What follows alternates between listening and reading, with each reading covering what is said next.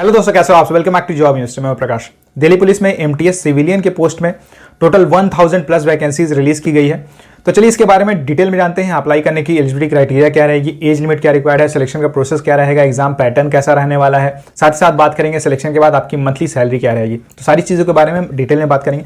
लेकिन वीडियो शुरू से पहले अगर आप इस चैनल पर नए हो तो चैनल को सब्सक्राइब कर लेना एंड बेल आइकन प्रेस करके ऑल सेलेक्ट कर देना, ताकि गवर्नमेंट जॉब से रिलेटेड सारी इन्फॉर्मेशन आपको टाइमली मिलती रहे। तो दिल्ली पुलिस में मल्टीटास्किंग स्टाफ के पोस्ट में वैकेंसी निकली हुई है, यानी कि बहुत सारे अलग अलग पोस्ट है, उसके बारे में बात करेंगे किन किन पोस्ट में वैकेंसी निकली है। टोटल 1000 प्लस वैकेंसीज रिलीज की गई है और ये जो एग्जाम होगा ये एसएससी कंडक्ट करवाने वाली, यानी कि जो पूरा प्रोसेस होने वाला है ये एसएससी के थ्रू होगा। ऑनलाइन रजिस्ट्रेशन 7 अक्टूबर से स्टार्ट हो जाएगी एंड अप्लाई करने की लास्ट डेट 31 अक्टूबर रहेगी। तो अगर आप अप्लाई करना चाहते हो तो जल्द से जल्द अप्लाई कर देना, क्योंकि बहुत सारे कैंडिडेट्स ऐसे होते हैं जो सोचते हैं कि बाद में अप्लाई कर दूंगा, लेकिन उसके कारण फिर कोई रीज़न हो जाता है, कभी किसी कारण से वो अप्लाई नहीं कर पाते हैं। बाद में जब लास्ट डेट जब ओवर हो जाती है उसके बाद उन्हें अफसोस होता है कि अप्लाई कर देना चाहिए था। तो इसलिए अगर आप यहाँ अप्लाई करना चाहते हो तो ज़रूर अप्लाई करना, जल्द से जल्द अप्लाई कर देना। अगर एप्लीकेशन फीस की बात करें तो general, OBC and EWS candidates को 100 रुपीज़ एप्लीकेशन फी पे करना होगा एंड एससी एसटी कैंडिडेट्स को कोई फीस पे नहीं करने की जरूरत नहीं है। एग्ज़ाम की बात करें तो जनवरी या फरवरी 2023 में ये एग्ज़ाम होगा और अप्लाई करने की मिनिमम एज 18 ईयर्स है, मैक्सिमम 27 ईयर्स है। लेकिन अगर आप कैटेगरी में आते हो तो आपको एज में रिलैक्सेशन मिलेगा। एजुकेशन क्वालिफिकेशन की बात करें तो अगर आपने 10th पास किया हुआ है तो आप यहाँ अप्लाई करने के लिए एलिजिबल हो, यानी कि अगर आपने 10th पास किया हुआ है, इसके बाद आप 12th में कर रहे हो या फिर 12th पास हो या फिर ग्रेजुएशन भी आपने किया हुआ है, सारे कैंडिडेट्स यहाँ अप्लाई कर सकते हैं। बस आप 10th पास होने चाहिए। अगर आपने 10th पास नहीं किया हुआ है लेकिन आपने 8th पास किया हुआ है, 8th क्लास पास किया हुआ है और साथ ही साथ आपके पास ITI की सर्टिफिकेट है, तो भी आप यहाँ अप्लाई करने के लिए एलिजिबल हो।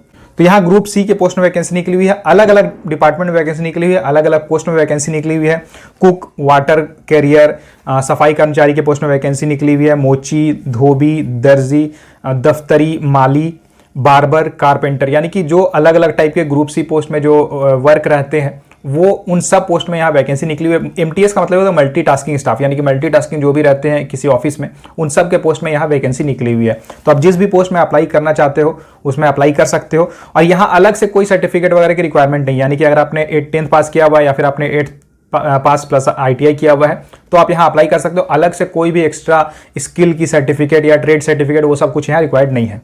एग्जाम प्रोसेस की बात करें तो यहाँ आपको एक ऑनलाइन एग्जाम देना होगा। ऑनलाइन एग्जाम देने के बाद आपको एक स्किल टेस्ट के लिए कॉल किया जाता है एंड जो फाइनल मेरिट लिस्ट बनती है वो आप जो ऑनलाइन एग्जाम में जो मार्क्स स्कोर करोगे उसके बेसिस पे बनेगी।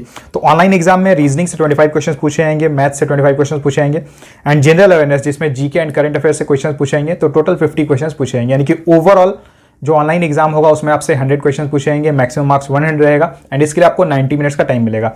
और ये पेपर बाइलिंगुअल रहेगा, यानी कि इंग्लिश एंड हिंदी दोनों ही लैंग्वेज में क्वेश्चन पेपर आपको देखने को मिलेगा। ऑनलाइन एग्जाम क्लियर करने के बाद आपको स्किल टेस्ट के लिए कॉल किया जाएगा। स्किल टेस्ट क्वालिफाइंग नेचर का रहेगा, 20 मार्क्स का टेस्ट होगा जिसमें पास मार्क्स 10 रहेगा।